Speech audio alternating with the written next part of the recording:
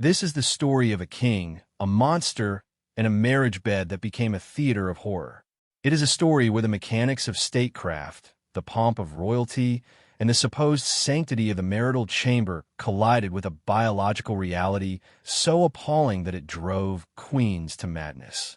We begin not with a crown, but with a scream. The sound echoed through the cold stone corridors of the royal palace of Madrid in the autumn of 1819, a shriek of pure, animal terror. It was followed by the frantic scrabbling of bare feet on marble, the slamming of a heavy oak door, and then a choked, guttural sobbing. Inside the royal bedchamber, King Ferdinand VII of Spain, the man his people had once called El Decay, the Desired One, stood naked and trembling, not with passion, but with a volcanic, humiliated rage. His bride of mere hours, the young and devoutly religious Maria Josepha Amalia of Saxony, had taken one look at the king's unveiled form and had fled, her mind shattered by the sight. In the hallway, she collapsed, fouling herself in an involuntary spasm of revulsion. This was not merely a failed consummation. It was a damning verdict delivered by the most intimate of witnesses. And it was not the first time. For Ferdinand VII, a monarch whose power was absolute, whose cruelty was legendary, and whose physical form was the stuff of whispered, frightened legend, found his authority utterly broken at the threshold of his own bedroom. His story is a grotesque fable of power and impotence, a reminder that a king may command armies and reinstate the Inquisition, but he cannot command desire, nor can he silence the screams of the horrified. It is the tale of how a man's personal monstrosity became a perfect, horrifying metaphor for the decay of his nation. To understand the man, one must first understand the kingdom he inherited, a Spain reeling from convulsions that had shaken the whole of Europe. Ferdinand ascended to the throne in 1808 amidst the Napoleonic invasion, a young hope against a foreign tyrant. While he was held in comfortable captivity in France, his people, in his name, waged a brutal 6-year war of independence, the Guerra de la Independencia. It was during this conflict, a crucible of guerrilla warfare and nationalistic fervor, that a new idea of Spain was forged. In 1812, the Cortes of Cádiz, a revolutionary parliament, drafted one of the most liberal constitutions in the world, a document that established a constitutional monarchy, abolished feudalism, and curtailed the power of the Catholic Church. They did all this for Ferdinand, their desired king, believing he would return to preside over this new, enlightened Spain. They could not have been more wrong. When Ferdinand returned in 1814, his first significant act was to betray every single person who had fought and died for him. He declared the Constitution of 1812 null and void, rounded up the leading liberals who had championed it, and had them imprisoned, exiled, or executed. He slammed the door on modernity and plunged Spain back into the darkest corners of its past, reinstating the dreaded Inquisition, shuttering universities which he saw as hotbeds of sedition, and restoring the absolute power of the monarchy. He was not a builder, but a demolisher, a man whose entire political philosophy was based on vengeance and a paranoid assertion of his own divine right to rule without question. This political malignancy was mirrored in his physical being, creating a figure of unique and unforgettable grotesqueness. Accounts from the era, though couched in the decorum of the court, paint a disturbing picture. He was not a classically handsome man. His features were coarse, dominated by the prominent Bourbon jaw and a perpetually sullen expression. But the true source of horror lay hidden. Ferdinand was afflicted with macrogenitosomia, a condition that resulted in abnormally large genitalia. In a cruder age, this might have been a source of masculine pride, a tavern boast.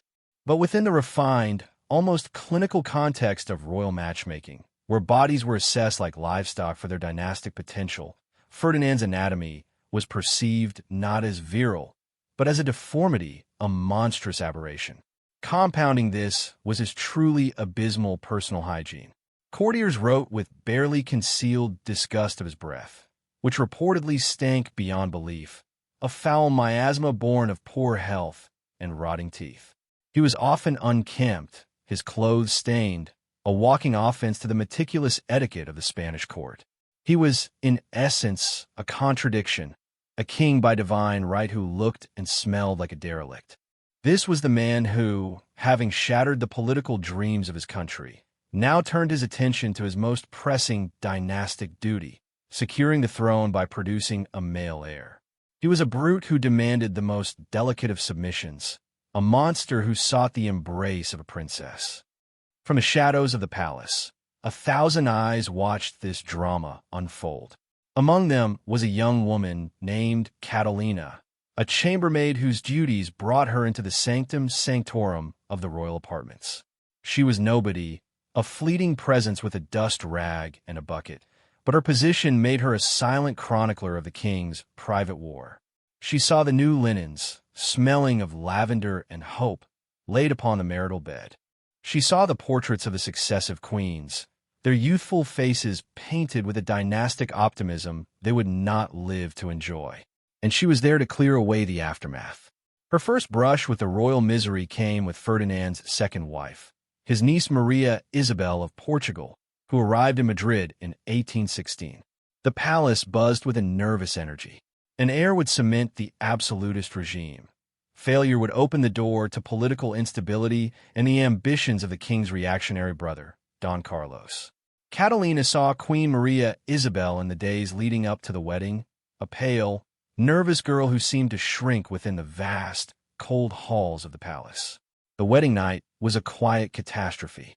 There were no screams, not yet, but in the morning, Catalina was summoned to the queen's chambers. She found the young monarch sitting by a window, staring out at the gardens with a vacant, traumatized expression. The bed was barely disturbed. The king had already left, his fury a palpable thundercloud that lingered in the air. Over the next 2 years, the queen was a spectral presence, a ghost haunting her own life. She did, against all odds, conceive, but died in a horrific cesarean section after delivering a stillborn daughter. As Catalina stripped the blood-soaked sheets from the bed of state, she heard the physicians whispering. They spoke of the queen's profound melancholia, her mortal dread of the king's nocturnal visits, a terror that they believed had weakened her body and stolen her will to live. The king's need for an heir now bordered on mania. The future of his reactionary project depended on it. So the state machinery of matchmaking was set in motion once more. The choice fell upon another niece, Maria Josepha Amalia of Saxony. She was even younger than her predecessor, barely 16, and had been raised in a convent, her mind steeped in prayer and religious piety. She was, by all accounts, utterly ignorant of the physical realities of marriage. To her, the King of Spain was an almost mythical figure, a protector of the faith. She arrived in Madrid in 1819, a lamb brought to a slaughterhouse disguised as a palace. Catalina watched the new queen's arrival, her heart aching with a grim foreboding. She saw the same preparations, the new gowns, the ceremonial feasts, the forced smiles of the courtiers who knew, or at least suspected, the ordeal that awaited this innocent girl. The king, for his part, seemed to have learned nothing from his previous failure. He was impatient, dismissive of the girl's obvious terror, seeing her as a vessel for his dynastic ambitions and nothing more. He made his fatal misjudgment in believing that his royal command extended to the deepest recesses of the human psyche, that he could order a wife to feel desire, or at least to suppress revulsion. He believed that the sheer force of his will, which had broken the back of a liberal revolution, could surely conquer the fears of one teenage girl. The wedding night of Ferdinand VII and Maria Josepha Amalia of Saxony became the stuff of infamy, a moment of such grotesque humiliation that it has echoed down through Spanish history. For Catalina, working in the antechamber, the evening began with a heavy, oppressive silence. The guards stood unnaturally still. The ladies in waiting wrung their hands, their faces tight with anxiety. Then the silence was shattered. The first sound was a strangled gasp from within the royal bedroom, followed by a hysterical scream. It was not a cry of pain, but of sheer, unadulterated terror. The door burst open and the young queen, clad only in her fine cambric nightdress, stumbled out into the hallway, her eyes wide with a horror that seemed to have unhinged her mind. She ran blindly, babbling incoherently about monsters and damnation, before collapsing in a heap. It was then that the unmistakable, acrid stench of fear filled the corridor. The queen had defecated, a final, total surrender of bodily control in the face of an unbearable sight. Behind her, in the doorway, stood the King of Spain. Catalina, peeking from her post, caught a glimpse of him. He was naked, his face purple with a rage so profound it seemed to have stolen his ability to speak. He was a figure of immense power rendered utterly pathetic, a tyrant thwarted by a girl's instinctive horror. Physicians and ladies-in-waiting rushed to the fallen queen, while the king bellowed for his valets, his roars of fury echoing through the palace. The consummation had not simply failed.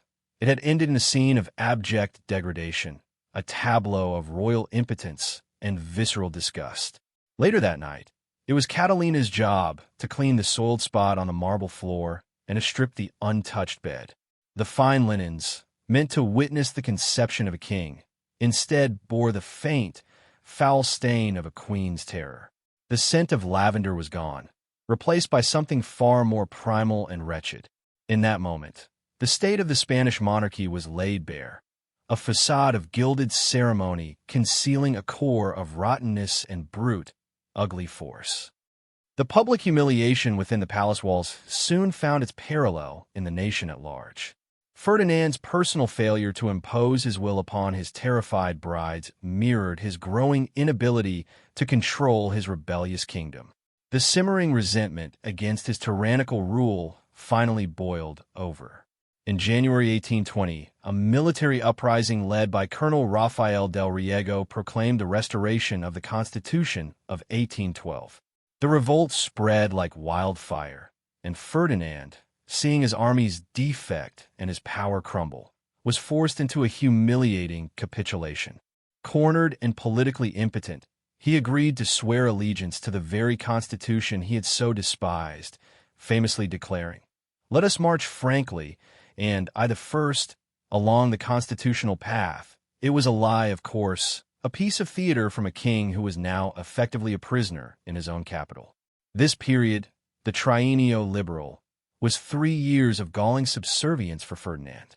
He, the absolute monarch, was now forced to govern with a liberal parliament, to approve laws that chipped away at his authority and the privileges of the church. He endured it all with a sullen, simmering hatred, plotting in the shadows, writing secret letters to the conservative powers of Europe, begging for a foreign invasion to restore him to his rightful place as Spain's absolute master. This political castration was the perfect externalization of his private impotence. The man who could not command a wife in his bedroom now could not command his kingdom from his throne.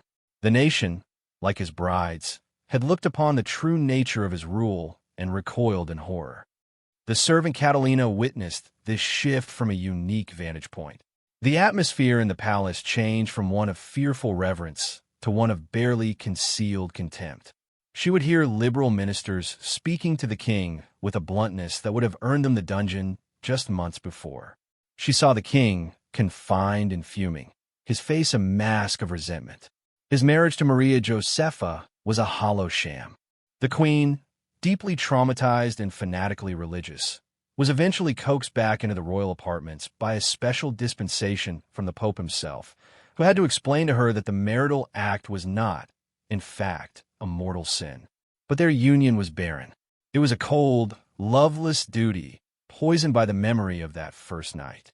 The queen dedicated herself to prayer, seeking solace in the next world from the horrors of this one, while the king dedicated himself to plotting his revenge. During this time, the Spanish Empire in the Americas, which had been in revolt for years, effectively broke away for good.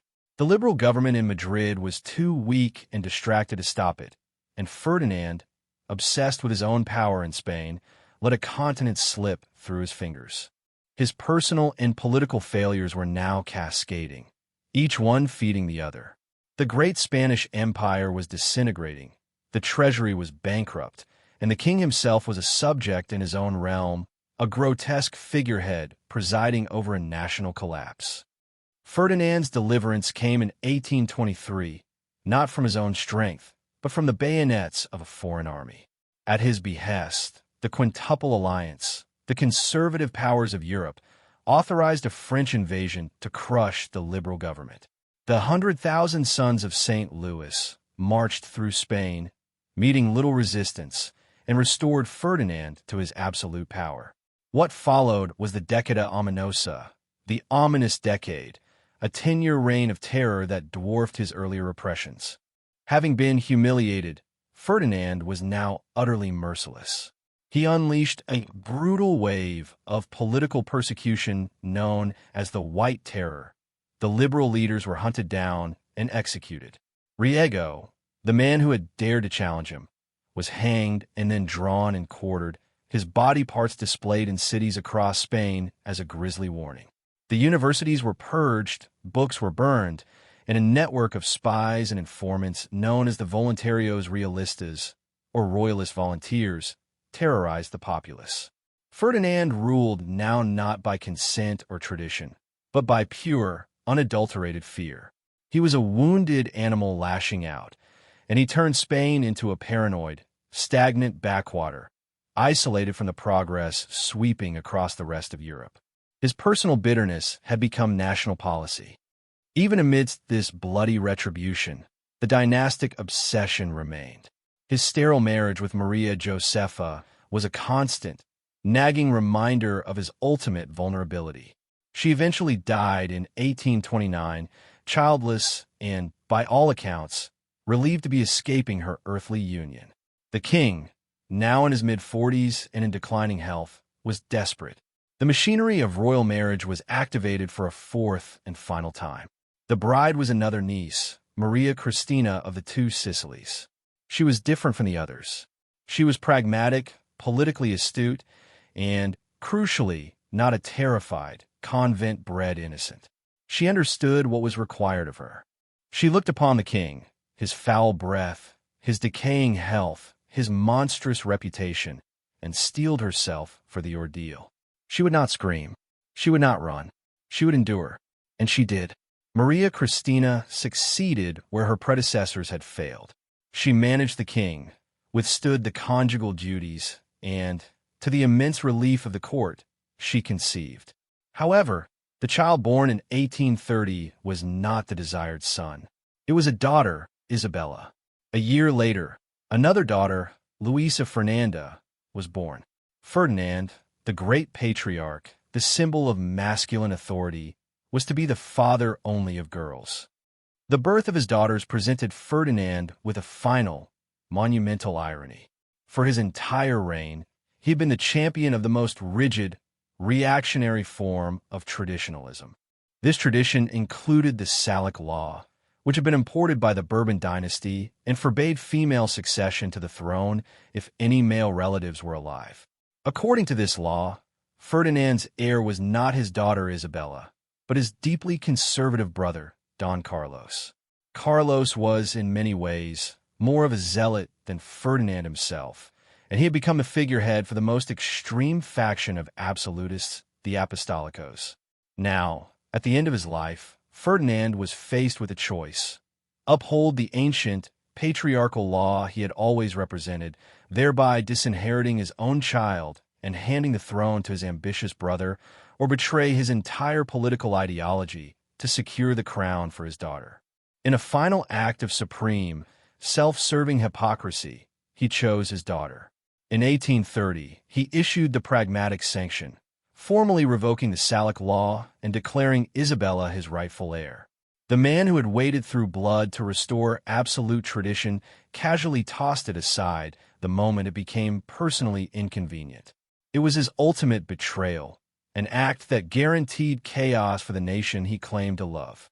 The final years of Ferdinand VII were a slow, agonizing surrender to the internal betrayal of his own body. The flesh that had been the source of his private humiliation now became the instrument of his public destruction. Years of indulgence and poor health converged in a cascade of ailments. He was crippled by severe gout, his joints swelling into painful, immobile knots. His body bloated with dropsy, his skin stretching tautly over fluid-filled limbs. He suffered a series of strokes that slurred his speech and left him partially paralyzed. The king who had commanded death for so many could not command the blood to flow properly in his own veins. Catalina, now a senior servant in the royal household, witnessed this final decay.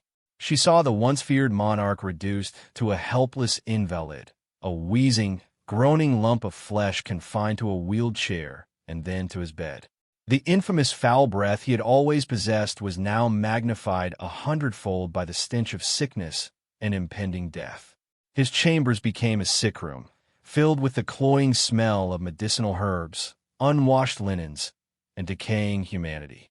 He was a prisoner in his own rotting body, his absolute power utterly useless against the relentless assault of his own biology. His great physical gift, the source of so much terror and legend, was now a shriveled, forgotten appendage on a dying organism. It was a perfectly symbolic end, the tyrant consumed from within. In his final months, he was little more than a pawn in the palace intrigues swirling around his deathbed. His wife, Maria Cristina, acting as regent, fought to secure the throne for their daughter Isabella, purging the government of Don Carlos's supporters. On September 29, 1833, Ferdinand VII suffered a final, massive stroke. He died not with a defiant roar or a final curse, but with the undignified, gurgling silence of a man whose brain was being starved of oxygen. He was 48 years old. His death was met not with national mourning, but with a shudder of collective relief and the immediate explosion of the conflict he had so cynically engineered. His brother Carlos immediately rejected Isabella's claim to the throne, declaring himself King Carlos V. The result was the First Carlist War, a brutal 7-year civil war that pitted urban liberals who supported Isabella and her mother against rural, traditionalist Carlists. The king who had sought to impose a single, absolute order upon Spain left as his only legacy a nation hopelessly and violently divided against itself. His death did not end an era of tyranny. It was merely the starting pistol for a century of civil strife and political instability that would haunt Spain until the cataclysm of the 1930s. The legacy of Ferdinand VII is one of almost unparalleled execration in Spanish history. He is remembered as El Rey Felon, the felon king, a man who betrayed everyone, his parents, his people, his principles, and finally, the very legal tradition that propped up his throne. The grotesque stories of his personal life are not mere sensationalist footnotes. They are essential to understanding the nature of his reign. The horror his wives experienced in the royal bedchamber was a microcosm of the horror he inflicted upon his kingdom. His rule was a violation, an act of brute force against the will of the nation, just as his attempts at consummation were acts of force against the sensibilities of his partners. He treated Spain as he treated his queens, as property to be used, an object upon which to impose his will, with no regard for its own desires or well-being. And in both cases, the result was recoil and ruin.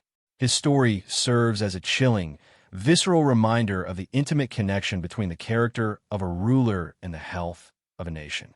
It demonstrates that absolute power is a fragile illusion, easily shattered by realities, both political and biological.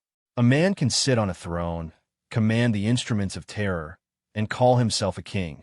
But if his soul is rotten, if his very presence inspires disgust, the kingdom he builds will be a monstrosity, destined to collapse under the weight of its own corruption. The screams from Ferdinand's bedchamber have long since faded, but they linger as a timeless warning that a crown cannot hide the monster beneath it, and that a nation ruled by a felon will ultimately become his final victim.